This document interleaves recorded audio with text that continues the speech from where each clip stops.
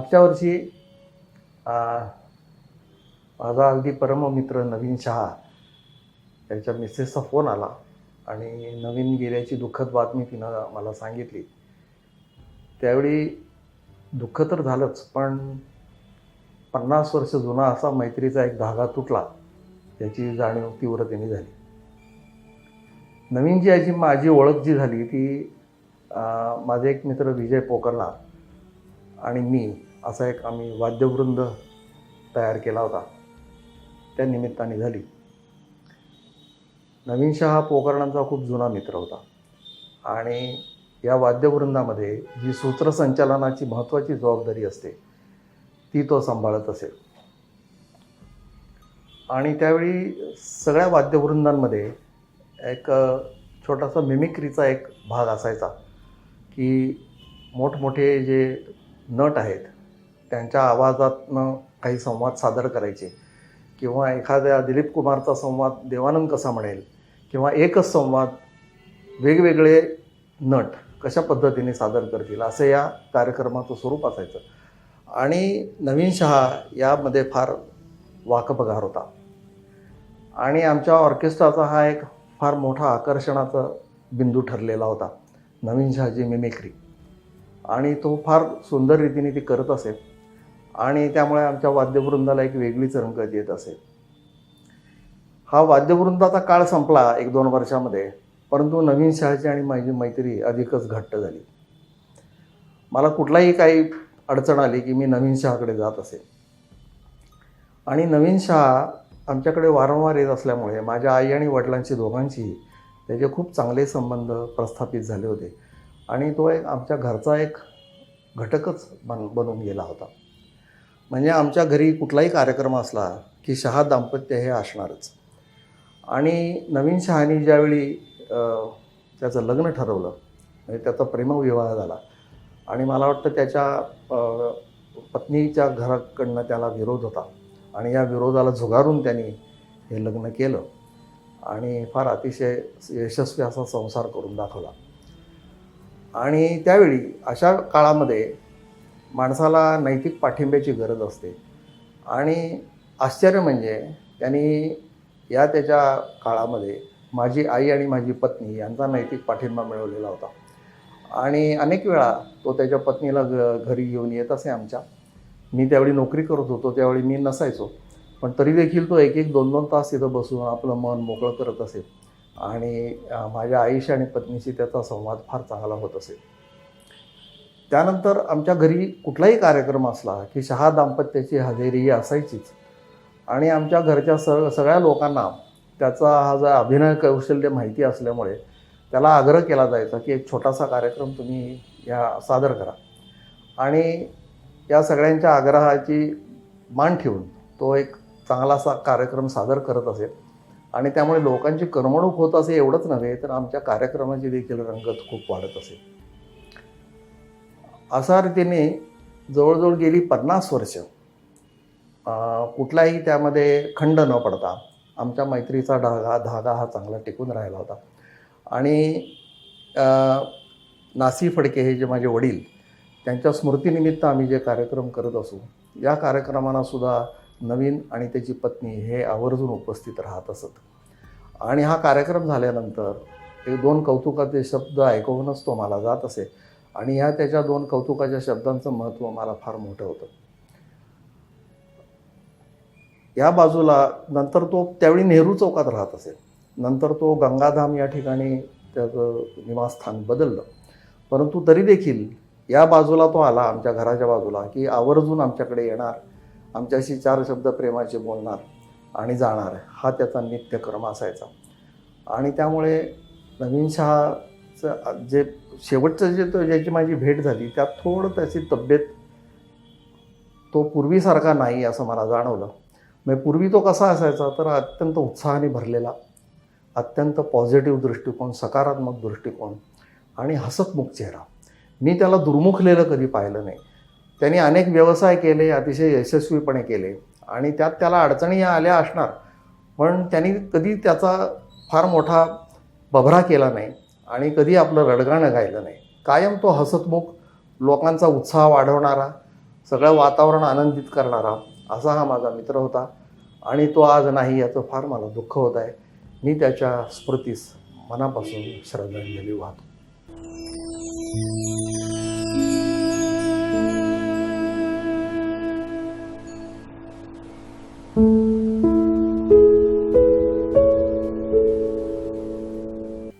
नमस्कार, माझं नाव महेश शिंदे आणि मी आज इथे तुमच्यासमोर आलेलो आहे. माझे अत्यंत जवळचे काका.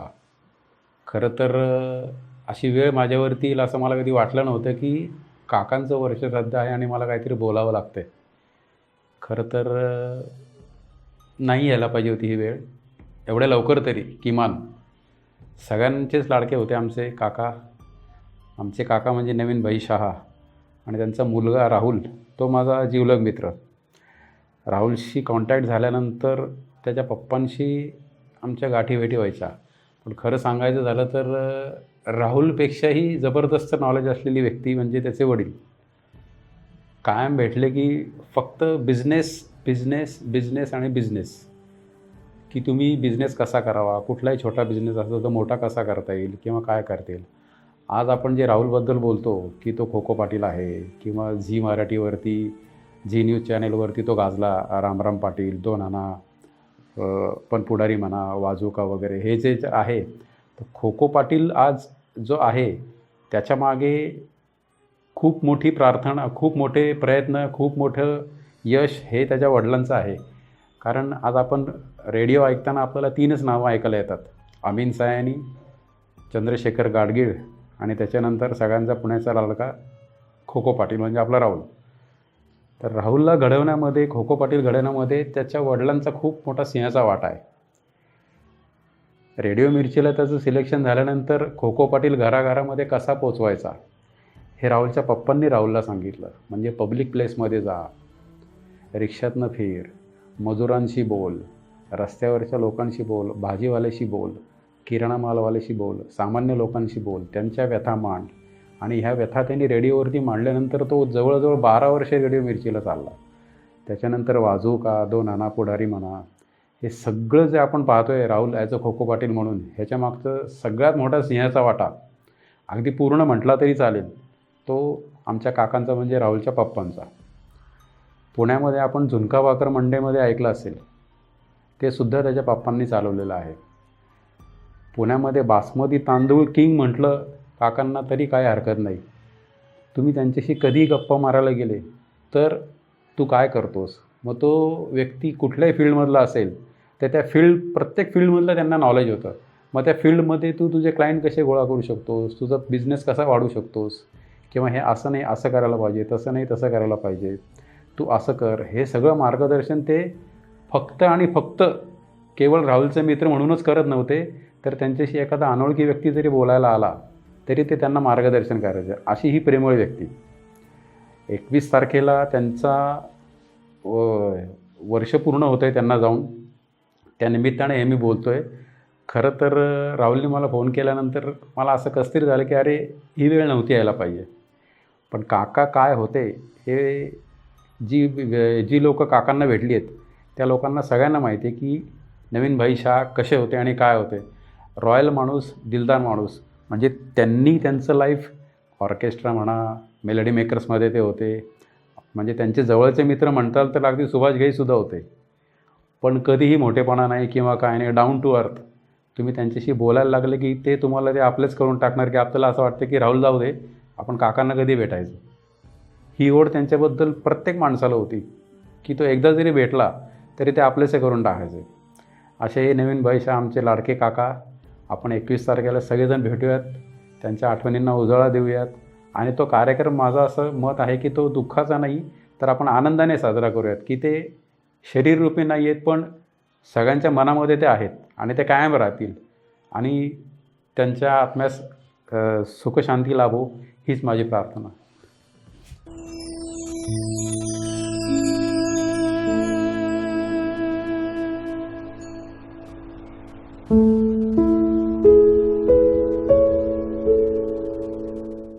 नमस्कार. माझे सख्खे काका नवीनचंद्र भिकुलाल शहा, गुजर लोगावकर, जैन गुजराथी अशी आमची सगळ्यांची वेगवेगळी आडनावं आहेत. पण नवीन काका आणि मी याचं एक वेगळंच अतूट नातं लहानपणापासूनचं आहे.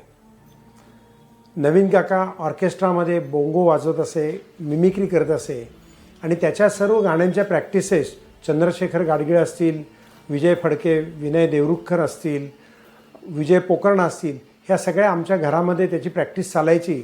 आणि त्यावेळेला त्या सगळ्यांमधला लहान मीच असायचो.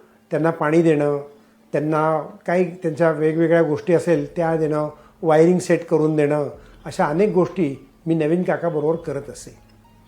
नवीन काकानं सदैव आम्हाला अतिशय सन्मानानं, प्रेमानं आणि धैर्यानं वागवलं. कुठल्याही माणसाला भिडण्याचं सामर्थ्य हे नवीन काका इतकं जगात कोणाकडेही नाही.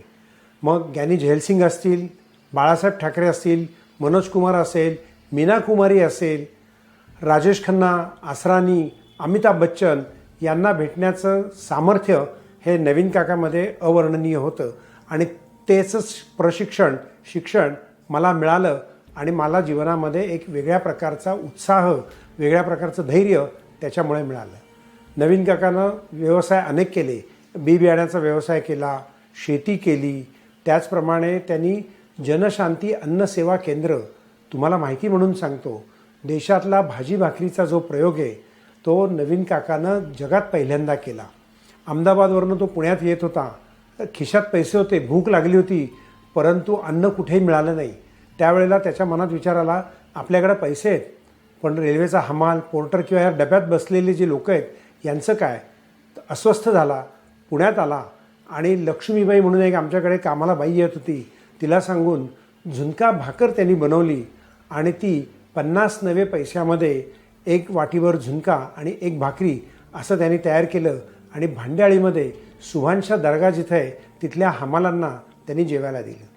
सुरू झालं, मोठ्या प्रमाणात होत गेलं.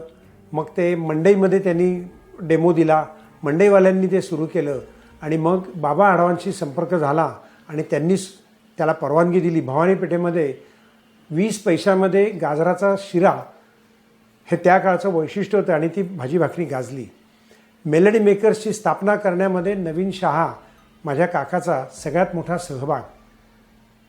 त्या ठिकाणी मेलडी मेकर्स सुरू केलं आणि बिहारमध्ये काही दुष्काळाची परिस्थिती होती आणि म्हणून साधारण साल असेल ते 74-75चं साल असेल, त्यांनी त्यावेळेला तो तिथे ऑर्केस्ट्रा केला आणि त्याच्यातनं पैसे जमा करून ते सकाळ ऑफिसमध्ये त्यांनी निघून दिले. हा सर्व प्रवास मी नवीन काकाबरोबर जवळचा पाहिलेला आहे. इंदिरा गांधींना लोहगाव विमानतळावरती भेटण्याकरता जेव्हा आम्ही गेलो त्यावेळेला त्या विमानतळावरनं त्यांनी स्पष्ट इंदिरा गांधींना सांगितलं की ज्या भूमीत तुम्ही उभे आहात ती भूमी माझी आहे. केवढा त्यांच्यामध्ये आत्मविश्वास, सत्यता, सचोटी आणि प्रामाणिकपणा होता. भाजी भाकरी केंद्राचं काम केलं, मेलडी मेकर्सचं काम केलं, मिमिक्री आर्टिस्ट्री त्यानं केली. त्याचप्रमाणे त्या काळामधला प्रेमविवाह हा सुद्धा त्यानं केला आणि त्या प्रेमविवाह त्यांनी यशस्वी पद्धतीनं कसा प्रेमविवाह असतो तोही करून दाखवला. वेगवेगळ्या आर्टिस्टचे आवाज काढणं आज आपल्याला सहज माईक्स आणि त्याच्यामुळे शक्य आहे. त्या काळी करण्या माईक असायचा. करण्या माईकमुळे त्यांनी अतिशय सुंदर प्रकारे ते काम केलं आणि खेडोपाडी ते जात असे कार्यक्रम करण्याकरता. इंदिरा मिठाई त्यांनी सुरू केली. इंदिरा मिठाईमध्ये 20 रुपयामध्ये आणि 10 रुपयामध्ये लाडू देण्याची योजना त्यांची जगप्रख्यात झाली. त्याकरता त्यांचा शंकरराव चव्हाण, माजी मुख्यमंत्री महाराष्ट्र शासन, यांनी त्याचा विशेष गौरव देखील केला. पुण्यातले राजकीय, सामाजिक, शैक्षणिक आणि धार्मिक क्षेत्रामध्ये त्यांचं उठबस चांगल्या प्रकारे होती. अतिशय प्रामाणिक, सत्शील आणि चारित्र्यवान व्यक्ती म्हणून भवानी पेठेमध्ये सुद्धा त्यांचं विशिष्ट अशी एक छाप होती. कारण सचोटीचा व्यवहार ही त्यांची परंपरा. आणि असा माझा काका, काही वर्षांपूर्वी त्याला एक विकार जडला, हृदय शस्त्रक्रिया झाली आणि त्यानंतर त्यांचं सर्व सार्वजनिक जीवनातला वावर हा कमी झाला. पण शेवटपर्यंत स्वावलंबी, स्वकर्तृत्ववान आणि कोणावरती अवलंबून राहायचं नाही. जशी माझी आजी होती स्वकर्तृत्ववान आणि कोणावरती डिपेंडंट नाही, तसाच नवीन भिकुलाल शहा हे इंडिपेंडंट आणि सेल्फ डिपेंडंट असे ग्रस्त होते. सांगायचं तात्पर्य असं त्याच्यातलं की नवीन काकांबरोबर जीवनामधल्या अनेक गोष्टी आम्हाला शिकायला मिळाल्या. त्याचं सर्व श्रेय हे नवीन शहांना. नवीन काका हा जितका संगीतामध्ये रमायचा तितकाच तो मैदानावरती क्रीडाप्रेमी देखील होता. कबड्डी असेल, खो खो असेल, लंगडी असेल, धावण्याची शर्यत असेल, त्याच्यात तो नेहमी भाग घेत असे. पण त्याचबरोबर त्याला पोहायचाही छंद होता. आमच्या लोहगावच्या विहिरीमध्ये पोहणं हा त्याचा आनंदाचा भाग असायचा. त्याच्यातली एक गोष्ट आठवणी म्हणून सांगतो. साधारण मी 8-9 वर्षाचा असेल. नवीन काका पुराचं पाणी बघायला म्हणून आम्हाला घेऊन अलका टॉकीज चौकामध्ये गेला आणि तिथे प्रकाश काकाही आला, त्याचे मित्रही आले आणि शैलेश कोणाला काय बोलायचं नाही, आता आम्ही ह्या पाण्यामध्ये उतरणार आहोत. तुम्हाला सांगतो मला पोहायला येत होतं पण माझं काही धैर्य झालं नाही. पण नवीन काका, प्रकाश काका त्या सगळ्यांनी त्या विहिरीमधनं शिकलेलं प्रशिक्षण पोहण्याचं नदीमध्ये उतरवलं आणि नदीमध्ये त्यांनी उडी मारली आणि साधारणपणे ओंकारेश्वराच्या इथं ते बाहेर आले. माझ्याकडे सायकल होती, मी सायकलीने ओंकारेश्वराला गेलो. तिथं ते आले आणि घरी कोणाला सांगायचं नाही इतकं त्यांनी मला बजावून ठेवलं होतं.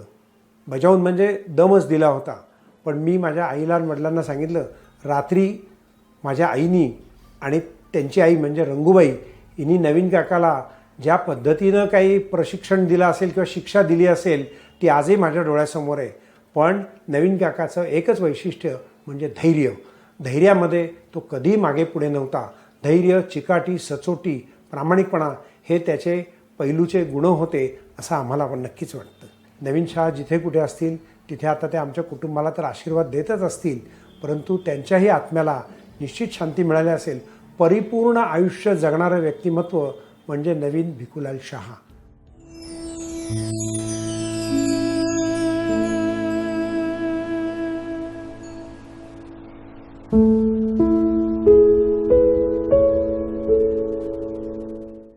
नमस्कार, माझं नाव डॉक्टर प्रीतम प्रकाश शहा. मी राहुलचा चुलत भाऊ.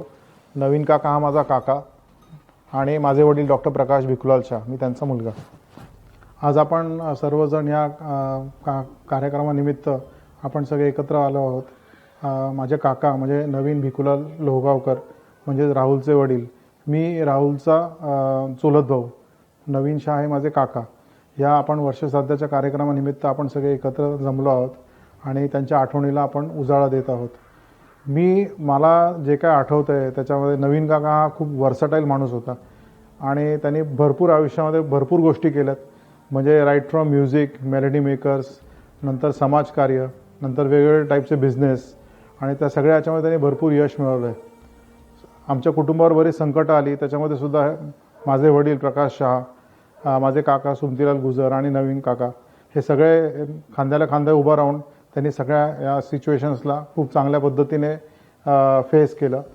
मला जे काय नवीन काकाबद्दल आत्ता म्हणजे if I look back and try to recollect आठवायचा प्रयत्न करतो तर तो खूप शौकीन माणूस होता. त्याला म्हणजे खाण्याची असं वेगवेगळे पदार्थ खाण्याची फार आवड होती. त्याने भरपूर बिझनेस केले. त्याला ट्रॅव्हलिंगची पण खूप आवड होती. भरपूर तो फिरायचा पण आणि बोलायला एकदम सॉफ्ट स्पोकन, एकदम प्रेमळ माणूस आणि देवभक्त. म्हणजे त्यांच्या घरामध्ये स्वामींचा मठ आहे आणि त्यांनी तोच हे केलेला म्हणजे आणि रेग्युलर त्याची पूजा अर्चा करणं वगैरे हे त्याला खूप म्हणजे देवभक्त आणि असा भोळा माणूस होता तो. बरेच वेळा आम्ही जमिनीच्या कामानिमित्त मामलेदार कचेरी म्हणा किंवा कुठल्याही गव्हर्नमेंट ऑफिसेसमध्ये आम्ही बरेच वेळा जायचो किंवा लोहगावला बरेच वेळा आम्ही एकत्र गेलेलो आहोत कारमधनं. तर तेव्हा आम्ही असं म्हणजे it was like a family occasion. तिथं गेलो की मग तो म्हणायचा चला आपण आता नाश्ता करू, मग आता मिसळ खाऊ. मग असं तिथे आठवणी फारच वेगळ्या आहेत आणि मग आम्ही सगळे असे भरून सगळे एकत्र बसून we use to enjoy food आणि असं ऑफबीट होतं म्हणजे असं रेग्युलर याच्यामध्ये होत नव्हतं. पण आमचं सारखं भेटणं व्हायचं या जमिनीच्या कामानिमित्त आणि सरकारी ऑफिसमध्ये जायचं. तेव्हा आम्ही सगळे बरोबर असायचो आणि ती एक वेगळी मजा होती त्यावेळी.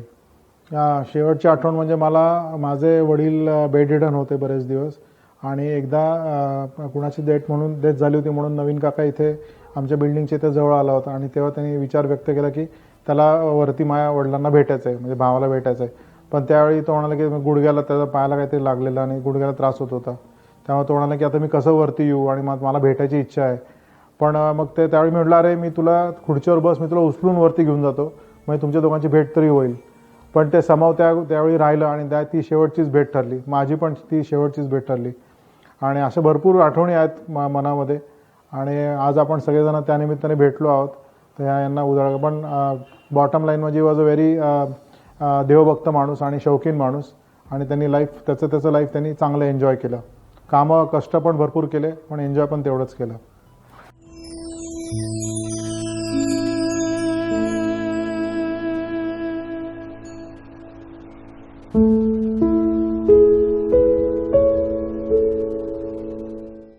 नवीन भिकुलाल शहा लोहगावकर या नावाने प्रसिद्ध आहेत, पुणेमध्ये होते. आणि त्यांचा माझा नात्याचा संबंध म्हणजे ते माझे काका होते. आणि काका असण्यापेक्षासुद्धा आमच्या दोघातल्या वयातलं अंतर खूप कमी असल्यामुळं मित्रत्वाचे आमचे संबंध जास्त होते. आणि प्रत्येक वेळी अडीअडचणींना आम्ही एकमेकांना सामोरे जाऊन एकमेकांना मदत करत असे. आणि नवीन शहा यांचा स्वभाव हा अत्यंत सरळ आणि कोणालाही न दुखवता, कोणाच्याही कडनं कुठली अपेक्षा न ठेवता ते आपल्या निस्वार्थीपणे आपलं जीवन जगत होते. भाऊसाहेब लोहगावकर यांचं ते शेंडेफळ होतं, म्हणजे ती शेवटची त्यांची हे होती, चिरंजीव होते ते. परंतु घरामध्ये कुठल्याही कार्यक्रमामध्ये किंवा कुठल्याही एखाद्या समारंभामध्ये तो कार्यक्रम चांगला व्हावा किंवा त्या कार्यक्रमामध्ये एक प्रकारची शोभा यावी, लोहगावकर घराण्याचं नाव प्रसिद्धीस यावं याकरता त्यांची तळमळ ही कायम असायची. त्यांनी त्यांच्या आयुष्याच्या सुरुवातीचा काळ हा एक शैक्षणिक याच्यामधनं पुण्यामध्ये केला. SSC पुण्यातनं झाले. त्यानंतर ते वाडिया कॉलेजमध्ये त्यांनी पुढचं कॉलेजमधलं शिक्षण घेतलं. त्याही शिक्षणामध्ये त्यांनी कॉलेजमध्ये सुद्धा आपली कारकीर्द गाजवली. मीना कुमारीचे चिरंजीव त्यांचे खास तासदार म्हणून जे होते ते त्यांचे खास मित्र होते. आणि 1900 साधारण 65-66चा काळ तो वाडिया कॉलेजमध्ये नवीन शहा एक असं समीकरण झालं होतं की नवीन शहा जिथे आहेत तिथे वाडिया कॉलेज आहे, असं ते होतं. त्यानंतर त्यांनी त्यांच्या पुढील कारकिर्दीमध्ये मॅजिक अकॉर्डियन अँड ऑर्केस्ट्रा नावाचा एक ऑर्केस्ट्रा काढला. आणि जातिवंत कलाकार असल्यामुळे त्यांच्यामध्ये काही अनाऊन्सिंगच्या ज्या गोष्टी किंवा ज्या मिमिक्रीच्या गोष्टी त्यांच्याकडे उपजत होत्या, त्याच्यामुळे त्यांची प्रसिद्धी पुण्यात नाही तर महाराष्ट्रात कानाकोपऱ्यापर्यंत पोहोचली होती. मेलडी मेकर्सचे सुद्धा ते त्यावेळेला सभासद होते व पुण्यामध्ये त्यांनी मॅजिक अकॉर्डियन अँड ऑर्केस्ट्राचे अनेक कार्यक्रम करून आपली नावारूपास त्यांनी ऑर्केस्ट्रा आणलेला होता. त्यांनी स्वतः बोंगो नावाचं वाद्य त्यावेळेला नवीन पद्धतीने आलं होतं, तर त्याच्यातलं ती कला आत्मसात करून तो बोंगो त्यांनी पुणे शहरामध्ये प्रथम त्यांनी तो वाजवून दाखवला आणि सर्व लोकांची मनं त्याच्यामुळे जिंकली गेली. खूप कार्यक्रम वरचेवर जैन समाजामध्ये, आपल्या इतर समाजामध्ये त्यांना बोलवलं जायचं आणि त्यांचे कार्यक्रम वरचेवर होत असत. अशा या माणसाचं एकंदर चरित्र हे एक स्वच्छ आणि एक सरळ चरित्र होतं. कुटुंबामध्ये कायम कोणालाही आजारपण असो, कोणालाही काही अडचण असो, त्याच्यामध्ये काही सल्ला देणं असो, प्रत्येक गोष्टीला पुढाकार घेऊन त्याच्याशी मदत करणं हे त्यांनी केलं. समाजातली काही वेळेला काही अडचण्या बघून काही गरिबांच्या सेवेकरता म्हणून आपण काही केलं पाहिजे म्हणून त्यांनी भाजी भाकरी नावाची एक संस्था स्थापन केली. जनशांती सेवा केंद्रच त्यांनी स्थापन केलं आणि त्या योगे त्यांनी गोरगरिबांना 1 रुपयामध्ये झुणका भाकर देण्याचं प्रयोजन पुण्यामध्ये सर्वात प्रथम त्यांनी केलं. त्यानंतर अनेक ठिकाणी त्यांनी खूप वेगवेगळे त्यांचे व्यवसाय केले. ज्या लोहगावमध्ये त्यांची मातृभूमी होती तिथून निळवा बी नावाचं एक बी होतं की जे कडबा निर्माण करण्याकरता वापरलं जायचं जनावरांचं. तर त्याचे ते निळवा किंग म्हणून प्रसिद्ध झाले. त्यांचं बी बियाण्यांचं दुकान हे पुणे शहरात 1 नंबरचं दुकान म्हणून त्या काळी प्रसिद्ध होतं नेहरू चौकात. त्यांच्याजवळचे बी बियाणे लोक घेण्याकरता लाईन लावून ते बी बियाणं घेत असत, कारण विश्वास, त्यांनी दिलेले शेंगदाणे, त्यांनी दिलेले वाटाणे हे आम्हाला भरघोस उत्पन्न देतात, हा शेतकऱ्यांचा त्यांच्यावर असलेला एक खूप मोठा भरवसा होता.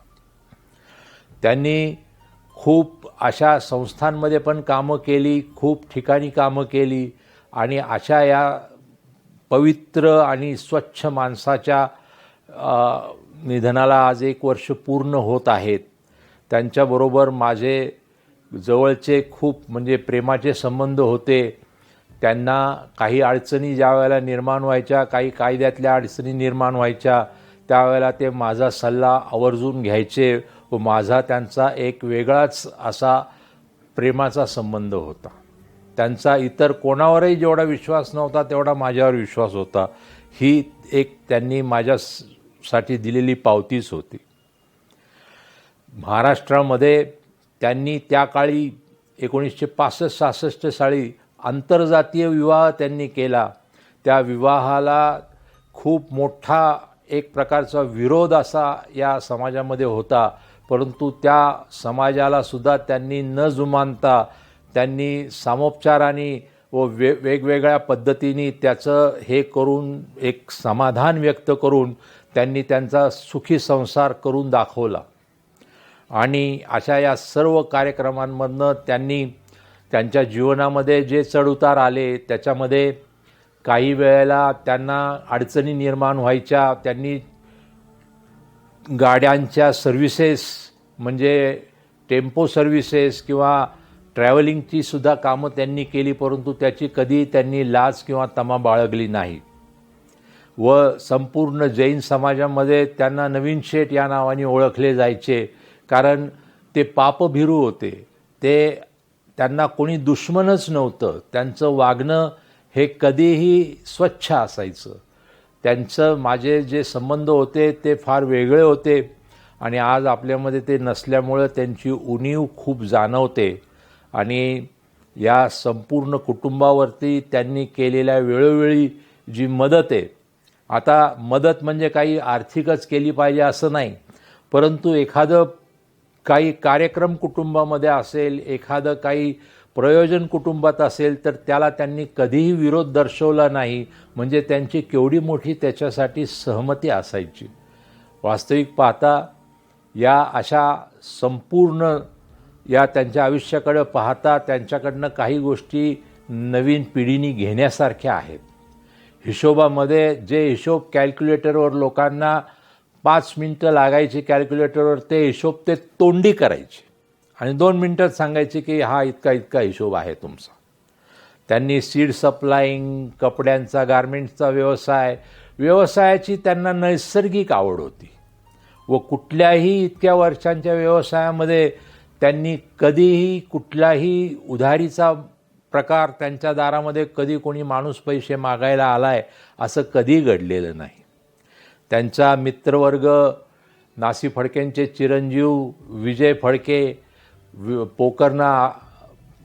विजय पोकर्णा हे त्यांचे फार जवळचे मित्र होते.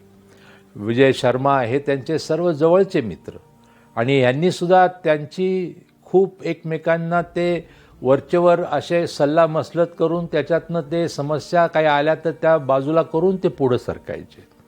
आज सरतेशेवटी मला एवढंच म्हणायचं आहे की नवीन शहा ही एक व्यक्ती जरी आज आपल्यामध्ये नसली तरी त्यांनी घालून दिलेले जे काही एक आपल्याला अनुभव आहेत किंवा जे काही शिकवणी आहेत त्या आपण कधी विसरणार नाहीत. केल्याने होते रे हा त्यांचा एक प्रमुख ध्येयवाक्य होतं. कधी तोंडातनं कुठल्याही गोष्टीला नकार हा भागच नव्हता त्यांचा. ते कुठल्याही गोष्टीकरता दुसऱ्याची वाट बघायचे नाहीत, लगेच स्वतः जाऊन ती गोष्ट करून यायचे. या अशा माणसाला आजच्या या पुण्यतिथीनिमित्त आपण एकदा सर्व आदरांजली करत आहोत.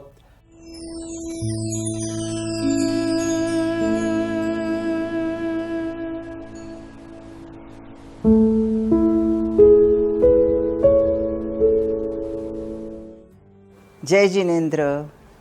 सगळ्यांना जय जिनेंद्र. आजचा दिवस खरं तर आपण आज सगळे भेटतो आहोत, पण तो खरं तर आपल्यासाठी खूप भावपूर्ण दिवस आहे. कारण नवीन काका आज आपल्यामध्ये आपण खूप मिस करतो आहे त्याला. आणि तो म्हणजे आता आमचं पहिल्यापासून एकत्र कुटुंब. माझे 4 काका म्हणजे 4 भाऊ, हे 5 बहिणी, माझे आजी आजोबा, असं आमचं खूप मोठं खटल्याचं कुटुंब. आणि नवीन काका सगळ्यात शेंडेफळ. तो शेंडेफळ असल्यामुळे तो सगळ्यांचा आवडता. आणि त्याला तो कधी मोठा झालाच असं आम्हाला वाटलंच नाही. तो जरी आता 70 इयर्स किंवा जेवढं काही वय असेल तेवढं, तर आम्हाला तो सारखा आम्हाला लहानच नवीन काका असाच आठवतो आहे. आणि माझ्या जन्मापासून माझ्या लग्नापर्यंत आम्ही सगळे म्हणजे जवळजवळ 25 वर्ष आम्ही सगळे एकत्र राहिलो, एका घरात राहिलो, एका घरात 15-20 माणसं, असं आमचं कुटुंब. त्यामुळे नवीन काका हा आमच्या आयुष्याचा एक अविभाज्य भाग होता. आणि तो लहान होता तरी पण त्याच्याकडून आम्हाला खूप गोष्टी शिकायला मिळाल्या. कारण तो आमच्या खूप क्लोज होता. तो लहान असल्यामुळे आमच्यातलाच होता, फक्त आमच्यातला थोडा मोठा होता. आता आम्ही काय शिकलो? आम्ही त्याच्याकडून जीवनात आनंद कसा घ्यायचा, जीवनात सहजतेने कसं वागायचं, सर्वांना माणुसकीने कसं वागवायचं, कष्टाला प्रतिष्ठा कशी द्यायची, हे सगळं आम्ही त्याच्याकडून शिकलो. आणि खूप लहान वयातच तो व्यापारी कुटुंबातला असल्यामुळे त्यांनी व्यापाराकडेच जास्त लक्ष दिलं. आणि व्यापार म्हणजे त्यांनी अनेक पद्धतींचे व्यापार अत्यंत यशस्वीपणे केले. आता आम्ही शेतकरी कुटुंबातील असल्यामुळे त्यांनी पहिल्यांदा बी बियाणांचा धंदा केला. आता बी बियाणांचा व्यवसाय हा शेतकरी सकाळी येणार उठून 6 वाजता, तो रात्री कधी येतो, गावातून शेतीतून आल्यावर रात्री 9, 10, 11 वाजता, आणि खालून आवाज देणार शेठजी, की शेठजी हे अत्यंत तत्परतेने जाऊन त्यांना जे हवं ते मिळवणार, त्यांना लागणाऱ्या गोष्टी बेस्ट जे काही मटेरियल असेल, माल असेल, तो बाजारातून आणणार, त्याची गॅरंटी देणार, हे सगळं. त्याच्यानंतर त्यांनी कॅटरिंग व्यवसायात अत्यंत उत्तम जम बसवला होता. त्याने टुरिझममध्ये खूप चांगला जम बसवला होता. त्याचे प्रत्येकाशी संबंध अत्यंत जिव्हाळ्याचे होते, व्यावसायिक नव्हतेच. म्हणजे त्याच्या असलेले कामगार ह्यांच्याशी होते, त्याचे असलेले व्यावसायिक संबंध होते तेही अत्यंत प्रेमाचे होते, माणुसकीचे होते. आणि आमच्या सगळ्यांशी तर, आणि आम्ही सगळे त्याच्या हाताखाली म्हणजे तो सांगेल ते, अरे हे करा शैलेश, राजेश, हे तुम्ही करून घ्या, हे करून घ्या. आणि आम्हाला ते त्या काळी असं काही मॅनेजमेंटचं ट्रेनिंग वगैरे आजच्यासारखं कॉलेजमध्ये मिळतं तसं नाही, पण आम्हाला ती सगळी ट्रेनिंग्स आम्हाला आमच्या घरातून, आमच्या मोठ्या लोकांकडून आणि काकांकडून वगैरे आम्हाला मिळाली. आमच्या आत्याही तशाच. आमच्याकडे श्रमाला अत्यंत प्रतिष्ठा, कुठलीही गोष्ट कमी जास्त नसतेच, असं त्यांनी आम्हाला शिकवलेलं आहे. आता हे करत असताना तो जेव्हा आम्ही त्याला येजाच म्हणतो, कारण माझ्या काकांना, आत्यांना, सगळ्यांना आम्ही येजाच म्हणतो. इतके आमचे अत्यंत प्रेमाचे आणि जिव्हाळ्याचे संबंध की आम्हाला ते कधी आमच्या आयुष्यापेक्षा आमचा वेगळा भाग आहे असं कधी वाटलेच नाही. आमच्या आयुष्याचा एक भागच ते. आणि तर तो जेव्हा कॉलेजला गेला तेव्हा तो वाडिया कॉलेजला गेला. आता आम्ही पेठेत राहणारी माणसं आणि तो वाडिया कॉलेजला गेला, तर हा कल्चरल डिफरन्स खूप होता. पण त्याने तो इतका व्यवस्थित मॅनेज केला की त्याचे तिथे असणारे मित्र ते सगळे प्रतिष्ठित कुटुंबातले होते. कोण मीना कुमारीचा मुलगा ताजदार, किंवा पित्ती गुलाब फार्म्सवाले, मनीषा फार्म्सवाले, नंतर अत्यंत सगळे नासी फडक्यांचा मुलगा, ही सगळी त्याची जवळची मित्रमंडळी होती. आणि त्यावेळेला आज मेलडी मेकर्स एवढं नावारूपाला आलेलं आहे, पण he was one of the founders in them. Melody मेकर्समध्ये त्यांचं सगळं सुरुवातीचा जुळाजुळीचा काळ होता. सगळे कलाकार शोधून आणायचे.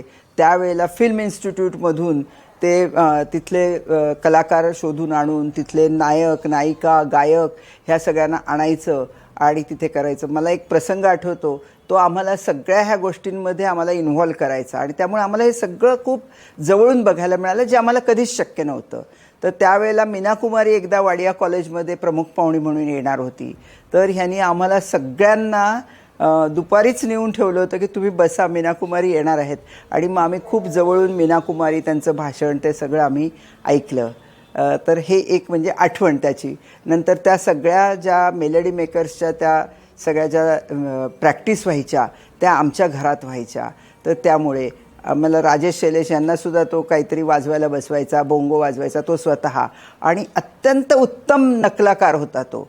इतके नटनट्यांचे आवाज काढणं, विनोद करणं, पूर्ण 3-3 तासाचे कार्यक्रम तो एकटा उचलून धरायचा. आणि हे सगळं आम्ही त्याच्या कार्यक्रमाला जात असू आणि ते बघितलेलं आहे. आता हे काही त्याने कुठे शिकलेलं नव्हतं किंवा काही नाही, पण त्याच्यात उपजतच खूप कला होत्या आणि तो कुठल्याही गोष्टीला घाबरणारा नव्हता. चला आपण करू.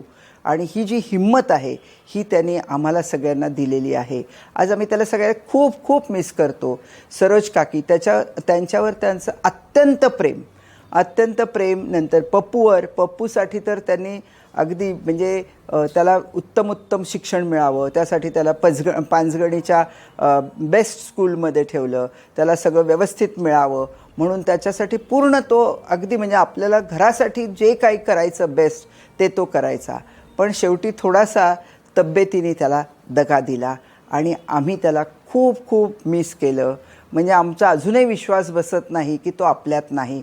असं वाटतं ह्या कार्यक्रमात तो आत्ता येईल आणि तो इथे कुठलं तरी एखादं नकला सादर करेल, एखादा विनोद सांगेल किंवा एखादं गाणं सांगेल आपल्याला. इथपर्यंत तो आज आमच्या मनात अजूनही तेवढाच जिवंत आहे. आम्ही कधीही त्याला दूर गेलाच नाही आहे तो आमच्यापासून, आणि तो आज आपल्यातच आहे. आणि पप्पूने एवढा सुंदर कार्यक्रम आज आयोजित केला आहे, त्याचं खूप कौतुक आहे. आणि इतक्या लहान वयात तो सगळं जबाबदारी पेलतो आहे, आपल्या आईला खूप प्रेमाने सांभाळतो आहे आणि त्यात त्याची कीर्तीची साथ आहे. आणि स्वामिनीवर तर नवीन काकाचं खूपच प्रेम होतं. स्वामिनीही तितक्याच क्वालिटीची आहे, ते सगळे गुण तिच्यात आहेतच आणि ते आता दिसत आहेत आणि हळूहळू पुढे दिसतील. तर ह्या आपल्या सर्व कुटुंबियावर नवीन काकाचे आशीर्वाद आहेत आणि ते तसेच राहतील.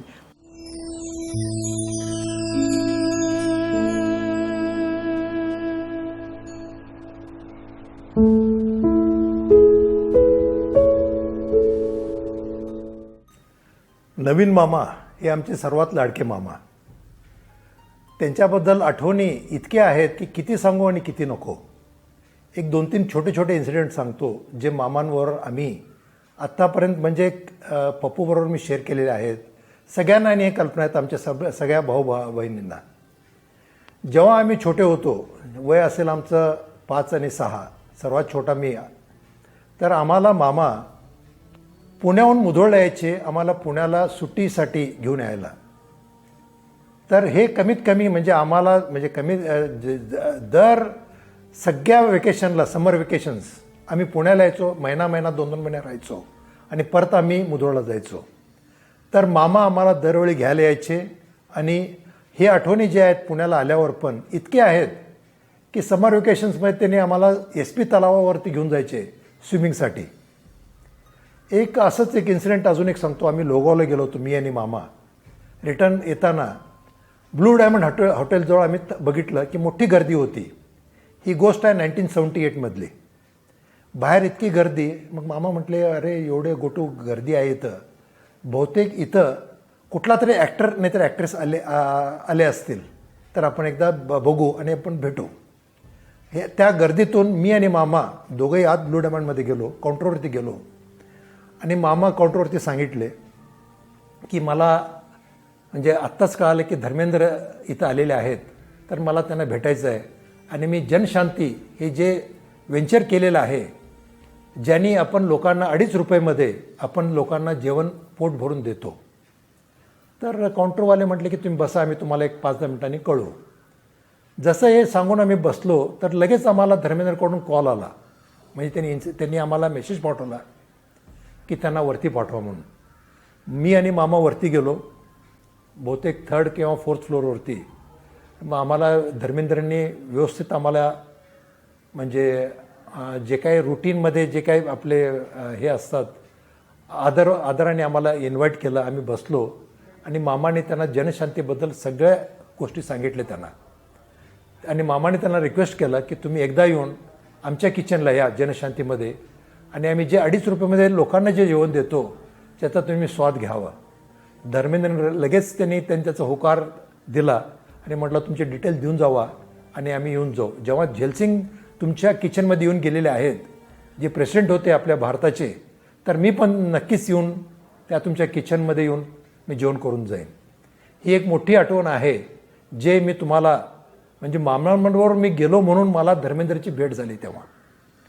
दुसरं आठवण म्हणजे मामांना माझ्या आईच्या हातचं बनवलेलं वांग्याचा रस्सा आणि भाकरी फार आवडायची.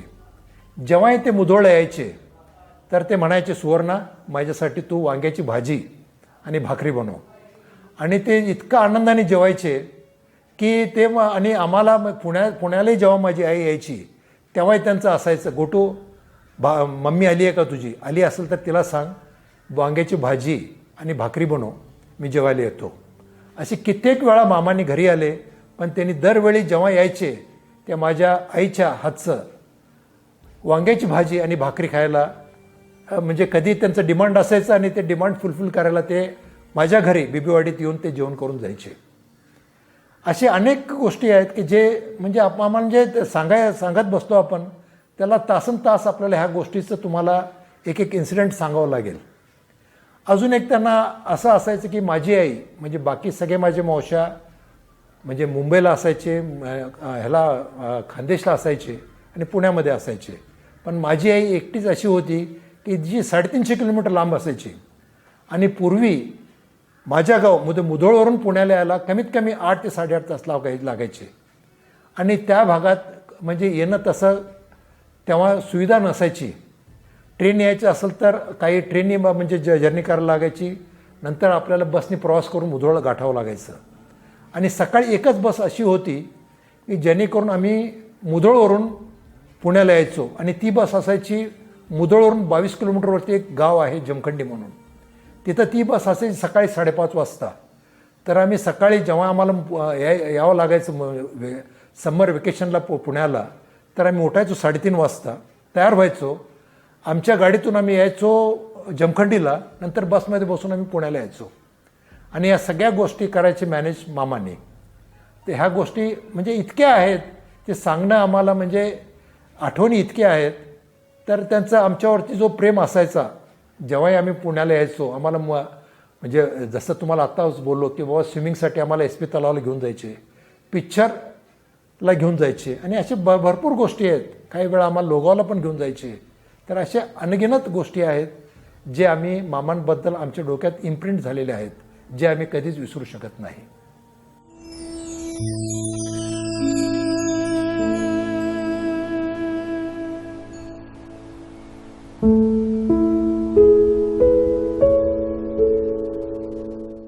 नवीन मामा, आम्हाला 4 मामा आणि 4 मावश्या. त्यात सगळ्यात धाकटे मामा म्हणजे आमचे नवीन मामा. नवीन मामा म्हणजे आम्हाला खरंच असं वाटायचं की ते मामा कमी होते आणि मित्र आमचे जास्त होते. भयंकर म्हणजे असं म्हणजे बोलताना म्हणजे असं बोलायचं असं काय असं वाटतं. आम्हाला कधीच वाटून दिलं नाही त्यांनी की ते आमचे मामा आहेत. मला आठवतं आहे ते कधी पण आमच्या घरी मुंबईला यायचे तर मला बरेच वेळेला ते म्हणायचं चला आपण सुभाषजीच्या घरी जाऊ. मी त्यांना विचारलं सुभाषजी तुम्हाला कसा ओळखतो तुम्हाला. म्हणजे अरे आम्ही वाडिया कॉलेजमध्ये बरोबर होतो, आम्ही बैशी चहा पित होतो आणि मग आम्ही सुभाषबाई खाईच्या घरी जातो. म्हणजे मला तर असं वाटतं एवढा मोठा डायरेक्टर आणि त्याच्या घरी नवीन मामाबरोबर आम्ही जायचं म्हणजे असं आणि बोलायचे सुभाषबाईबरोबर असं जसं काय आपलं म्हणजे एवढा मोठा माणूस असूनसुद्धा डायरेक्टर असूनसुद्धा नवीन मामा अगदी म्हणजे असं वाटायचं की तो त्यांचा अगदी जवळचा मित्र. आणि शिवाय त्याची बायको, त्याचं नाव काय रेहाना. तर रेहाना पण ते इतकी जवळची होती, त्यांची मैत्रीण होती ती. तर आम्ही तिथे बसून पुष्कळ गप्पा मारायचो सुभाषबाईच्या घरी. आणि तो सुद्धा आरामशीर आम्ही गेलो की तो गप्पा मारायचा. आणि एकदा नाही अनेकदा आम्ही त्यांच्या घरी गेलेलो. दुसरं म्हणजे आम्ही नवीन मामामध्ये जे गट्स होते, जे डेअरिंग होते आणि जे लिडरशिपचे क्वालिटीज होते ते म्हणजे it was very original of him. एकदा आम्ही आमच्या घराजवळच किशोर कुमार राहायचे, त्यांचा बंगला होता तिथे किशोर कुमारचा, आमच्या घराच्या थोडा पुढे झूला. तर किशोर कुमारचं तिथून मी जातो, मी सांगितलं नवीन मग इथं किशोर कुमार राहतो. आम्ही जुहू बीचला असं वॉक करायला गेलो होतो आणि मग तिथून आम्ही किशोर कुमारच्या मी सांगितलं इथं किशोर कुमार राहतो. असो ठीक आहे चला आपण जाऊया त्याच्या घरी. म्हणजे घरी जाऊन आम्ही तुम्हाला बाहेरून दाखवतो आपण किशोर कुमार कुठे राहत होते. तर आम्ही किशोर कुमारच्या घरी ते सांगितलं हा किशोर कुमारचा बंगला आहे आणि किशोर कुमार आतमध्ये राहतो. बरं आम्ही बंगल्याच्या बाहेर उभा होतो तर त्या आतून काहीतरी किशोर कुमार गात होता, ते आवाज येत होता आम्हाला. म्हणजे असंच काहीतरी कसं म्हणजे आवाज येतो माहीत नाही मला, पण it was very clearly we could hear. तर नवीन मामा हा तो किशोर कुमार इथं तो गातोय तिथे, चल आपण आतमध्ये जाऊया. अरे नवीन मामा राहून द्या, कशाला आतमध्ये जायचं आपल्याला. तर ते म्हणाले की नाही आपण आतमध्ये जाऊया. मग आम्ही ते वॉचमॅनला विचारलं. वॉचमॅनला सांगितलं त्यांनी, वॉचमैन को बोलो पुणे से नवीन शाह आए हैं, उनको मिलने का है किशोर जी को. तो वॉचमैन बोला किशोर जी अभी काम में है, तो उनको बोलो नवीन शाह आए हैं. तर तो गेला आतमध्ये वॉचमैन आणि तो म्हणाला, तो आला बाहेर. तो म्हणाला की आपको ऐसा बोला है की आप 1 घंटे के बाद आना. पण आता आम्हाला दुसरं काम होतं म्हणून आम्ही गेलो नाही तिथे. पण नवीन मामाची उत्सुकता एवढी होती किशोर कुमारला भेटायची की नवीन मामा म्हणाले की ठीक आहे, पुढच्या वेळेला मी पुण्याहून आलो परत मुंबईला तेव्हा आपण, कारण त्यांना घाईत जायचं होतं त्यांना परत पुण्याला. तर ते त्याच दिवशी निघून गेले संध्याकाळी. परत काय ते आमचं झालं नाही किशोर कुमारच्या घरी जायचं. दुसरं म्हणजे त्यांचं ते ऑर्केस्ट्राचं जे होतं, त्यांचे ते पुण्याचं आपलं घर होतं, त्याच्यामध्ये पहिल्या मजल्यावरती ऑर्केस्ट्रा, नवीन म्हणजे सगळे मित्र तिथे जमा व्हायचे ऑर्केस्ट्राचे. त्यात फ्रान्सिस आणि चंद्रशेखर आणि बरेच काही लोक तिथे तिथे. आणि आम्हाला इतकं मजा यायची आम्हाला. आम्ही खाली बसूनच राहायचो तिथं पहिल्या मजल्यावरती. आणि ते ऑर्केस्ट्रा ते गाणे गायचे सगळे, त्यावेळेला प्रॅक्टिस करायचे त्यावेळेला. म्हणजे हे बघून, आणि शिवाय ते प्रोग्राम्स ऑर्गनाईज करायचे ठिकठिकाणी. तर मला आठवतं सदाशिव पेठमध्ये कुठला तरी एक हॉल होता, आता आठवत नाही त्याचं नाव. तर त्या हॉलमध्ये एक प्रोग्राम ठेवला होता. तर नवीन मामाचं काम होतं ते म्हणजे ते त्याच्यामध्ये मिमिक्री करायचं, म्हणजे कॉमेडी टाईप करायचं. आणि त्याशिवाय ते बोंगो वाजवायचे त्या तिथे ऑर्केस्ट्रामध्ये. तर नवीन मामाचं जेव्हा मला सांगितलं राजेश, कारण की मी खाली बसून ते प्रॅक्टिस जेव्हा करत होते तेव्हा ते मी पण बोंगो वाजवतो, तेव्हा मला जरा आवड होती बोंगो वाजवायची. तर ते काय म्हणाले मला, की राजेश तुला आज बोंगो वाजवायचं आहे. पण मी नवीन माझ्याकडे कपडे नाही आहेत, ते कसं, अरे कुठलेही चालेल. मग मी ते शेवटी ते माझ्या आईच्या मागे लागून, मी लहान होतो फार, त्या आईच्या मागे लागून मी पॅन्ट आणि शर्ट आणि टाय त्याचं अरेंजमेंट केली. आणि तिथे जाऊन मी स्टेजवरती बसलो. पहिल्यांदा मी शाळेत होतो त्यावेळेला. आणि ते नवीन मामामुळे मला स्टेजवरती बसायला मिळालं. आणि नवीन मामानं ते एक काम कर, तू बोंगो वाजव, मी जरा येतो बाहेर जाऊन. म्हणजे कुठे जाता, तर मी जरा कलेक्शन करून येतो. म्हणजे कसलं कलेक्शन, तर म्हणजे तिकीट सगळे विक्री काय ते सगळं बघून येतो मी. आणि ते गेले बाहेर आणि मला जवळजवळ तासभर मला तिथे बसून मला बोंगो वाजवायला मिळाला. नवीन मामा म्हणजे नुसतं लिडरशिप क्वालिटीज नव्हती त्यांच्यामध्ये नुसते, म्हणजे असं मी सांगितलं की गट्स नव्हते, गट्स जे त्यांच्यामध्ये होते की अगदी डेअर डेव्हिल. आणि तिसरं म्हणजे बिझनेस क्वालिटी भयंकर होते त्यांच्यामध्ये.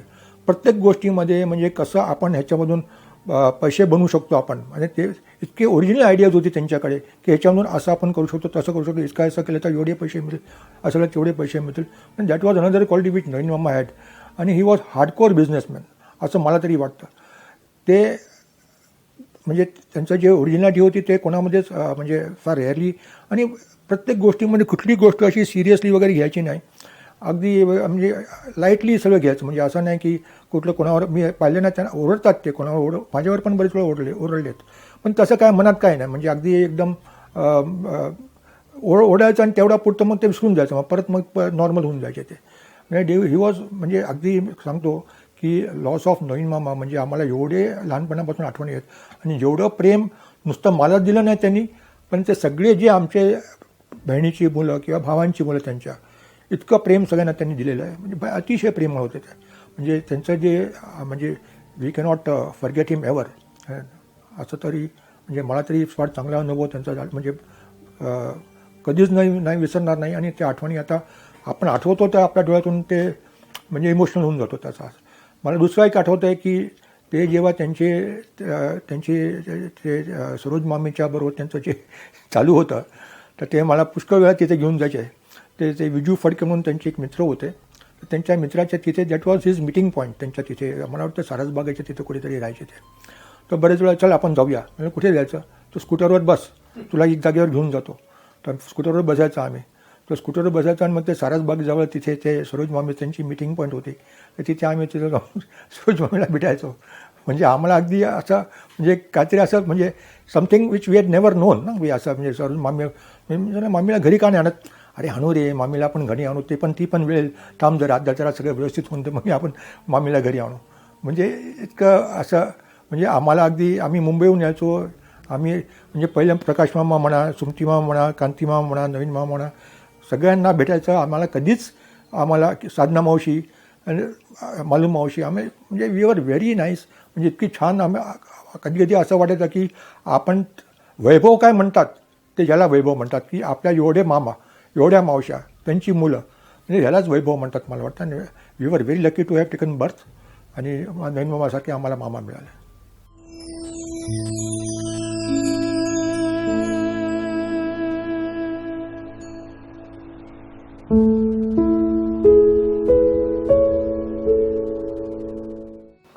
नमस्कार, मी सरोज नवीन शहा बोलते.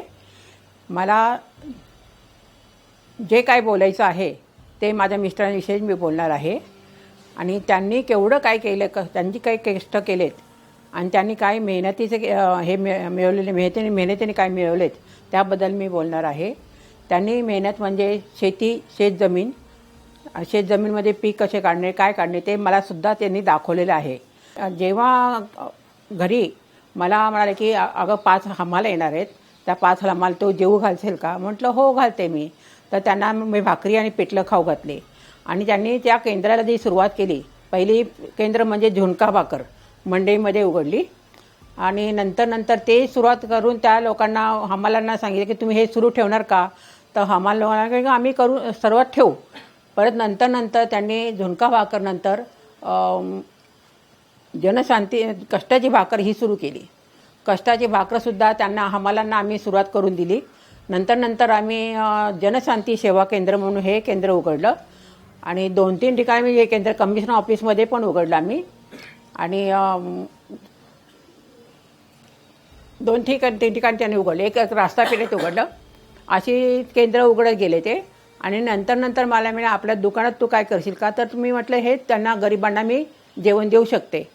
तर मी माझ्या दुकानात मी पहिले सुरुवातीला 50 चपातीपासून मी ही सुरुवात केली. नंतर टप्पा 15,000पर्यंत मी म्हणजे त्यांनी मला करून दिलं. 15,000 चपाती आमच्या जात होत्या.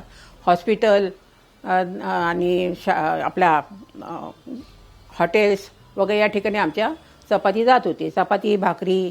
परत जेवणासाठी आम्ही हमाला वगैरे आमच्याकडे दुकानात यायचे. त्या हमालांनासुद्धा आम्ही जेवण देत होतो. आणि त्यांचं वाटप म्हणजे दिवाळीचं वाटप म्हणजे लाडूचे वाटप ते करायचे. जवळजवळ 3,000 लाडू ते बॉक्स वाटायचे गरिबांना. आणि वारकऱ्यांनासुद्धा ते जेवण देत होते. रेनकोट वाटायचे, कानटोप्या वाटायचे, पिशव्या वाटायचे, त्यांना फराळाचं वाटायचे. आणि ते झाल्यानंतर त्यांनी पर्यटनाची खूप आवड होती. आम्ही पर्यटनसुद्धा पूर्ण झाले आमचे सगळे, आम्ही फिरून आलेलो आहोत. आणि त्या पर्यटनाची यावर माहिती देऊ शकत नाही मी, कारण का खूपच मोठं आहे ते. तर सगळं काही मला त्यांनी दाखवले आणि आम्हाला सगळ्यांना खुश ठेवत होते. आणि खरंच आम्हाला ते आनंदात ठेवत होते. ते तापट स्वभावाचे होते पण खूप चांगले होते. आणि त्यांनी शेवटपर्यंत खूप कष्ट केलेत. आत्तापर्यंत त्यांनी चहाचा पण बिझनेस ते करत होते. त्यांची मेहनत त्यांची वाया गेली नाही. त्यांचं म्हणजे कष्ट म्हणजे कसं ते म्हणायचे, अगं हे बघ माणूस हा कसा खाऊन मरतो पण कष्टाने मरत नाही, हे ते मला म्हणायचे. स्वच्छता ठेवणे हे सगळं त्यांना फार आवडायचं. झुंकार भाकर जे आम्ही हमालांना देत होतो आम्ही म्हणजे फरासखान्यामध्ये, तर ते 2.5 रुपयामध्ये आम्ही जेवण देत होतो. तेव्हा गरिबांना हमाल कामगारांना आम्ही ते जेवण देत होतो आम्ही. आणि कैदी जे पोलीस हे कैद्यांना घेऊन जातात तुरुंगात, त्यांना फ्रीमध्ये जेवण देत होते. पाणीपासून म्हणजे सगळं त्यांना द्यायचे, पोट भरून जेवण देत होते. गरिबांना त्यांनी खूप म्हणजे मदत केली आहे. त्यांनी बरंच काही त्यांना वाटलेलं आहे त्यांनी. आणि भुकेलेला त्यांना देण्याचा आनंद व्हायचा. जो भुकेला यायचा त्यांना तसा जेवण द्यायचे. तर दारात असा उपाशी कोणी जाऊ नये असं त्यांना वाटायचं. प्रत्येक ठिकाणी गेले की भुकेल्यांना त्यांनी ते मदत करायचे. कुठेही जा भुकेल्यांना ते मदत करत होते, गरिबांना देत होते काही. आणि कुठे जा गेले की वाटायचे, म्हणजे सर्व वाटत जा, त्यातच आपल्याला आनंद आणि तो आशीर्वाद आपला मिळतो, हे मला असे म्हणायचे. ते इतकं म्हणजे ते आम्हाला हे करायचे. म्हणजे राहुल लहान असतानासुद्धा ते आम्ही मंदिर, त्याचा जन्म झाला म्हणून त्यांनी लगेच मंदिर बांधलं, महादेवाचं मंदिर बांधलं शेतामध्ये. ते महादेवाचं मंदिर बांधल्यानंतर ते सगळ्यांना खूप आनंद झाला. म्हणजे महादेवाचं मंदिर आपल्या लोहगावला आलं म्हणून. लोहगावला पूजा अर्चा सगळी अभिषेक वगैरे व्हायचा. सगळे म्हणजे आनंदात होते असे. मग त्यांनी काय शेवटपर्यंत त्यांनी जी मेहनत घेतली ना, तो आम्हाला पण आनंद बऱ्याच जणांना आवडलं. ते अजूनही आम्हाला त्या बिझनेसची म्हणजे अजूनही मानतात की अहो ते असले तर आम्हाला किती आमच्याशी बोलायचे करायचे. त्यांना ते फार बोलके होते असे. आणि त्यांनी जी मेहनत केली त्याला चांगलंच फळ मिळालं आहे त्यांना. म्हणजे सक्सेस झाले त्या सगळ्यामध्ये, सगळ्या बिझनेसमध्ये सक्सेस झालेत ते सगळ्यामध्ये.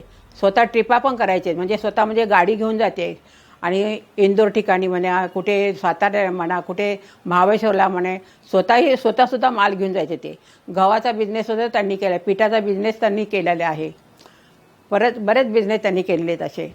आणि खाकऱ्याचा बिझनेस पण आमचा सक्सेस झालेला आहे. खाकरे आमच्या पिंपरीला जात होते, 1,500 खाकरे जायचे आमचे. असं त्यांनी फरक बसला, पाठिंबा पण दिला आहे. त्यांच्या खांद्याला खांदा लावून मी त्यांच्याबरोबर काम पण केले, म्हणजे आणि आनंदाने केले.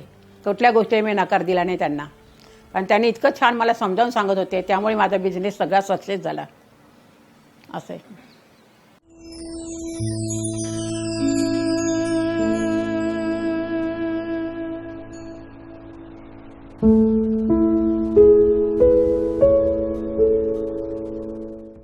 नमस्कार. मी राहुल नवीनभाई शहा लोहगावकर.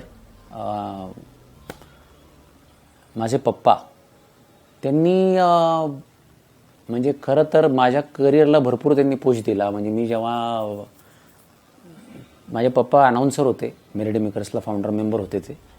आणि आधी त्यांनी मला सांगितलं की तू टॅलेंट असला तर माणूस उपाशी कधी राहत नाही, हे त्यांचे शब्द होते. आणि मग मी तसा ट्राय केला. म्हणजे त्यांनी मला सांगितलं की तुझ्या जीवावर तू मोठा हो, तो कसा काय ते तू बघ. आणि मग मी नंतर प्रयत्न करणं सुरू केलं. मग सुरुवातीला ऑर्केस्ट्रामध्ये कामं केली, म्हणजे भरपूर काही कार्यक्रम केले. त्यांनाही माहिती होता हा कार्यक्रम करतो वगैरे, ऑर्केस्ट्रामध्ये करतो. आणि मग एक दिवस असं झालं की आमच्या पप्पा मम्मींना जायचं होतं बालाजीला. बालाजीचं तिकीट काढलं होतं, तिरुपती बालाजीचं. आणि मला ही ऑफर आली होती रेडिओ मिर्चीची. तर आम्हाला तेव्हा माहीत नव्हतं की रेडिओ मिर्ची काय आहे किंवा काय प्रकार असतो. कारण का एकदा असा किस्सा घडलेला की मला कॉम्प्युटर नव्हते येत. आमच्या घरात बाकी सगळे शिकलेले होते, पण मला आमच्या वडिलांनी प्रॅक्टिकल नॉलेज, आपण जे म्हणतो ना की माणूस हा खरा घडतो तो रस्त्यावर घडतो, प्रॅक्टिकलमध्ये घडतो, तसा मी जास्त घडलो आहे. पुस्तकी मी जास्त घडलो नाही किंवा मी असा लॅपटॉपवर जास्त घडलो नाही. तर मला आठवतं आहे की आमच्या घरात सगळे जायचे कॉम्प्युटर शिकायला वगैरे. तर माझे वडील मला म्हणायचे की अरे सगळे शिकतात तर तू जा. तर मग मी ते पत्ता वगैरे लावला. तर तेव्हा डेक्कनला NIT, डेक्कन कॉर्नरला जर तुम्ही बघितलं तर NITचं ऑफिस होतं मोठं. आणि तिथं मी चौकशी करायला गेलो की मला कॉम्प्युटर शिकायचं आहे, काय फी आहे वगैरे वगैरे. तर तिथं महिन्याला त्यावेळेस फी होती 2.5 लाख रुपये महिना. आणि ती फी ऐकल्यानंतर त्यावेळेस काही मोबाईल असा काही प्रकार नव्हता. मी 2 व्हीलरवर गेलो होतो. 2 व्हीलरवर मी घरी आलो. मला संध्याकाळी वडिलांनी विचारलं का रे बाबा काय झालं. मी म्हटलं पप्पा ते 2.5 लाख रुपये महिना म्हणतात. तेव्हा फार सुंदर वाक्य माझ्या वडिलांनी मला सांगितलं की एक गोष्ट लक्षात ठेव म्हणे की कॉम्प्युटरने माणसाला नाही बनवला, माणसाने कॉम्प्युटरला बनवला. मग मला ते महत्त्व राहिलंच नाही. मग मी जास्त प्रॅक्टिकल बेसिकवर मग ते मला बरोबर घेऊन हिंडायचे काही काही ठिकाणी वगैरे. कधी कधी आमचं वाद पण व्हायचा काही गोष्टींवर, कधी कधी. पण त्यातनंही भरपूर काही शिकायला मिळायचं. ते जेव्हा बिझनेस करायला जायचे, आता आजकाल तुम्ही बघता लोक बिझनेस मॅनेजमेंटच्या स्कूलला वगैरे जातात. 5 लाख रुपये, टाय कसा घालायचा, शर्ट कसा घालायचा, जीन्स कशी घालायची, चालायचं कसं, बोलायचं कसं, समोरच्याला कसं अप्रोच करायचं, याकरता त्यांच्या आईवडील 5-5 लाख रुपये 3 महिन्याचे भरतात. असे वर्षाचे 15 लाख रुपये भरतात. मग तो मुलगा मार्केटमध्ये जाऊन धंदा करू शकतो. पण इथे मी जो बिझनेस शिकलो, आज जी माझी कंपनी एवढी मोठी आहे पॅन इंडिया, ती माझ्या वडिलांमुळे, कारण त्यांनी मला शिकवलं. आणि तळागाळात मी कशी सुरुवात करायची, आणि ते मला नेहमी सांगायचे की त्यांनी मला एक फार सुंदर उदाहरण दिलं होतं. आम्ही एकदा लोहगावला गेलो होतो, आमच्या जमिनीवर काही कामानिमित्त गेलो होतो. तर तिथे आम्ही आमच्या जमिनीच्या तिथे एक बाकडा आहे, तिथे आम्ही बसलो होतो. तर बसले की ते मग कधी कधी असे बोलायचे, मूड चांगला असेल तर. तर असं आमचा काहीतरी विषय आला आणि त्यांनी मला एक फार सुंदर उदाहरण दिलं. आणि त्यावेळेस 500ची नोट आपली मार्केटमध्ये नवीन आली होती. तर त्यांनी ती खिशातनं काढली आणि तिथे एक दगड होता, त्या दगडावर ती नोट त्यांनी ठेवली. आणि त्यांनी मला सांगितलं की 5 मिनटं आपण वाट बघू म्हणे की ही नोट काय करू शकते, काय करू शकते का. तर मी 2 मिनटं विचार केला. मी म्हटलं नाही पप्पा, ही नोट काय नाही करू शकत. म्हणलं बरोबर आहे, पण तीच नोट जर कोणाच्या खिशात असेल तर ती काय करू शकते का. ती म्हणली हो, ती भरपूर काही करू शकते. ह्याच्यातनं त्यांनी हे समजावून सांगितलं की जगामध्ये पैसा हा महत्त्वाचा नाही आहे, माणसं महत्त्वाची आहेत. माणसं जमवा. आणि त्यांनी मला नेहमी सांगितलं की एक माणूस जर तू एका माणशी जर व्यवस्थित वागला तर ती माणसं तुला 10 माणसं आणून देतात. हे त्यांचं उदाहरण होतं. आणि खो खो पाटील हे जे गाजलं 12 वर्ष, याचे खरे जनक ते. कारण पहिले 3 म्हणजे 2 मे 2002ला खो खो पाटील चालू झालं आणि 3 दिवस मी ते केलं. म्हणजे सुरुवातीला आम्ही असं केलं, खो खो पाटील गोष्ट मार्केट, खो खो पाटील गोष्ट एरोप्लेन, आपलं काय एअरपोर्ट, खो पाटील गोष्ट सिटी. आणि त्यांनी तिसऱ्या दिवशी जेव्हा मी शो करून आलो घरी, ते मला ते इथंच बसायचे, मी आता जिथं बसलो इथं बसायचे आणि मी तिथं समोर बसलो होतो. मला म्हटलं, काय करतो तू, काय चाललं आहे म्हणे. त्यांनी शिवी देऊनच बोलले मला. त्यांची एक ती ग्राउंडर लँग्वेज होती. तर म्हटलं, काय झालं पप्पा, काय चुकलं. म्हणे, अरे मी तुझा शो ऐकतो म्हणे, काय मजा येत नाही, किती दिवस चालवणार म्हणे, हे 2 महिने पण चालणार नाही. तर म्हटलं, मग पप्पा करू काय. तर म्हणे, अरे जे तळागाळातली गरीब माणसं आहेत, जे कामगार आहेत, जे गरजू आहेत, त्यांच्याबद्दल बोल. मी पप्पा म्हटलं, पप्पा रिस्क आहे. नाही म्हणे, रिस्क घे. मग मी मुंबईला माझे बॉस होते आशुतोष पारेख म्हणून, मी त्यांना फोन केला. ते म्हणले, मैं आयडिया अच्छा है राहुल तेरा, मैं 10 मिनट में कॉल करता हूँ. मग त्यांनी मला 10 मिनिटांनी घरच्या नंबरवर कॉल केला. ते म्हणलं, आयडिया अच्छा है, मैंने तेरे लिए 2 लॉयर मैंने रखे, तू ये कर सकता है, कल से शुरू कर. पण आता माझ्यासमोर प्रश्न हा होता की हे तक्रारी आणायच्या कुठून. मग त्यांनी मला सांगितलं की वाचकांचा पत्रव्यवहार आमच्याकडे सकाळी यायचा, तर वाचकांचा पत्रव्यवहार वाच, त्याच्यामध्ये तक्रारी येतात. मग त्या तक्रारी घ्यायला मी सुरुवात केली. कार्यक्रम गाजायला लागला हळूहळू. मग मी म्हटलं, पप्पा आता तक्रारी त्याच यायला लागल्यात सकाळमध्ये, मी आता कशा गोळा करू. मग मला त्यांनी सांगितलं, लोकांमध्ये फिर. मग मी 300-400 रुपये खिशात घ्यायचं, साधे कपडे घालायचं, स्लीपर पायात, खाली एक असं साधी पॅन्ट, वर एक असा कुर्ता, म्हणजे बेसिक. आणि त्यांनी मला सांगितलं, लोकांमध्ये जाऊन बस, बस स्टॉपला जाऊन बस 3-3 तास, 4-4 तास, रिक्षात जाऊन रिक्षा फिरव 4-4 तास. कामगार मैदानचा चौक आहे दांडेकर पुलाचा, तिथे मी जाऊन बसलो आहे. त्याच्यामुळं काय झालं की मला मिळायला लागलं सगळं मटेरियल. कारण एका रिक्षात जर तुम्ही बसला आणि ती रिक्षा जर फिरली, तर तो रिक्षावाला तुमच्याशी बोलायला लागतो कि साहब आपको क्या बताऊँ, मैं इधर स्टैंड पे खड़ा रहता हूँ स्टेशन पे, ऐसा होता है, एक गिराईक को 20 रुपये लेता है. कामगार लोक म्हणायचे, काय सांगू साहेब, रोज येतो, पण अडचण अशी आहे की एवढं आम्हाला पैसे मिळतात. तर तो पॉईंट मी नोट डाऊन करायचो. आणि माझ्या वडिलांमुळे ही कला माझ्यामध्ये अशी आली की तुम्ही मला एक लाईन द्या, त्या लाईनवर मी बोलणार.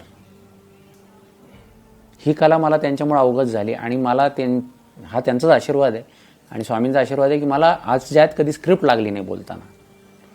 हे त्यांनी मला शिकवलं. ते म्हणले स्पॉन्टेनियस पाहिजे. आणि सर्वात महत्त्वाचं त्यांनी मला सांगितलं की जेव्हा तू स्टेजवर बोलशील, तर त्यांनी मला हे फार सुंदर गोष्ट सांगितली, एकतर मी आधी ऑर्केस्ट्रामध्ये काम करायचं, तर जेव्हा तू जाशील, तर शो समजा 7:30 वाजता असेल संध्याकाळचा, तर तू 6:30 वाजता तिकडे जाऊन बसायचं. मी ऑर्गनायझरला फोन करून विचारणार तो आला का नाही. आणि जर एखाद्या वेळेस मला लेट झाला 10-15 मिनटं, तर ते शिव्या घालायचे की किंमत करत जा त्या गोष्टीची. आणि ते म्हणायचे की तू कुठलाही कार्यक्रम करताना पैशाकडे बघू नको, तुझी जी क्वालिटी कामाची ती खराब होईल. आणि तेच मी तत्त्व पुढे चालू ठेवलं. अशा बऱ्याच गोष्टी आहेत. आता जास्त काही आठवत नाही, कारण का जास्त आमच्यात बोलणं असं व्हायचं नाही. कधी म्हणजे बोलणं व्हायचं असं नाही की नाही व्हायचं, पण जास्त नाही व्हायचं. कारण त्यांची एक म्हणतो ना आपण आदराची एक भीती होती, ती आदरयुक्त भीती आपण ज्याला म्हणतो ती होती. आणि ते खवळायचे पण, ते समजून पण सांगायचे. ते मला जाताना कधी कधी सांगायचे की बाबा त्यांना जे काही खायचं असेल बाहेरचं, की बाबा मला भजी आण, मला डोसा आण, मला ह्या गोष्टी आण. आणि जेव्हा माझी सिरियल लागायची, TV सिरियलमध्ये मी भरपूर कामं केलीत, तर ते लोकांना फोन करू सांगायचे, आज संध्याकाळी माझ्या मुलाची सिरियल आहे बघा, आज संध्याकाळी माझं हे आहे बघा वगैरे. म्हणजे ते मला ते आवडायचं नाही. मी त्यांना म्हणत, पप्पा कशाला करता. ते म्हणायचे, त्याला कळत नाही. आमच्या मम्मीला म्हणायचे. ते त्यांना एक वेगळं ती गोष्ट असायची. आणि प्रत्येक कधी त्यांना मी शोला न्यायचं की पप्पा मी कसा करतो बघा शो. तर मी तो शो करून खाली उतरले की ते म्हणायचे, अरे आजच्या तुझ्या अनाऊन्समेंटमध्ये मजा नाही आली, तुझ्या शायरीमध्ये मजा नाही आली. ते मला नेहमी म्हणायचे की शायरी जमवत जा, बोलणं जमवत जा, बोलणं जमव, म्हणजे शब्द कमी पडत नाहीत. म्हणजे आता तुम्ही जे अनाऊन्सर बघता मार्केटमध्ये, ते लोक डोक्यात ठेवून बोलतात. पण त्यांनी मला असं ट्रेन केलं होतं माझ्या वडिलांनी की डोक्यात ठेवायचीच गरज नाही, तुम्ही उभे राहिलात की सुरू व्हा. फक्त एक गोष्ट लक्षात ठेवा की माझं पाकिट मिळणार आहे, जे काय मला पेमेंट मिळायचं ते मिळणार आहे, मग तुझी क्वालिटी मार खाईल. हे त्यांनी मला फार शिकवलं. पण एक गोष्ट सांगायची मला तीव्रतेने की काय माहिती, एक शेवटचे जे 2-3 महिने होते तेव्हा फार वाटायचं की बाबा बसावं, त्यांच्यावर बोलावं. मी आईलाही सांगितलं की अगं मला बोलायचं पप्पांची वगैरे, पण मग ते काही मिळालं नाही बोलायला. आणि लहानपणी मला त्यांना मी सांगितलं, पप्पा मला नाटकात काम करायचं वगैरे. तर त्यांनी ते मला भरतनाट्य मंदिरला घेऊन जायचं. आम्ही आधी मंडईत राहायचं आणि भरतनाट्य मंदिरला सोडायचं. पण मी तुम्हाला सांगतो खरं, मी 7वीला होतो. मला ते सांगायचे की नाटक सुटलं की चालत घरी ये. तर मला प्रश्न पडायचा. एकदा दोनदा मला राग आला की वडील असं का म्हणतायत.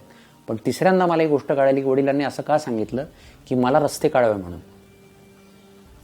ते म्हणले काही नाही, आपलं घर इथून सरळ जायचं, सरळ गेलं की आपलं घर येतं, तिथून सरळ आलास की भरतनाट्य मंदिर येतं. मग मी पप्पांना एकदा स्कूटरवर सांगितलं की पप्पा मला नाटकात काम करायचं आहे. मग तिथे आमचे दिलीप नाईक नावाचे सर होते. तेव्हा 50 रुपये काहीतरी फी होती बालनाट्यामध्ये काम करायचं असेल तर. मी 1 मिनिटाच्या रोल करता दिवसभर बसलेले उपाशी पोटी. आणि पप्पा आमचे तिकीट काढून द्यायचे मला की तू एक काम कर. तेव्हा तिकीट होतं 30, 50, 80. तर त्यावेळेस आमची परिस्थिती अशी होती की आम्ही 80 रुपये तिकीट नव्हतो काढू शकत. 30 रुपयाचं मागचं तिकीट काढायचं आणि मागे बसायचं. मग माझे वडील सांगायचे एक काम कर, नाटक सुरू झालं की तू पुढे जाऊन बस.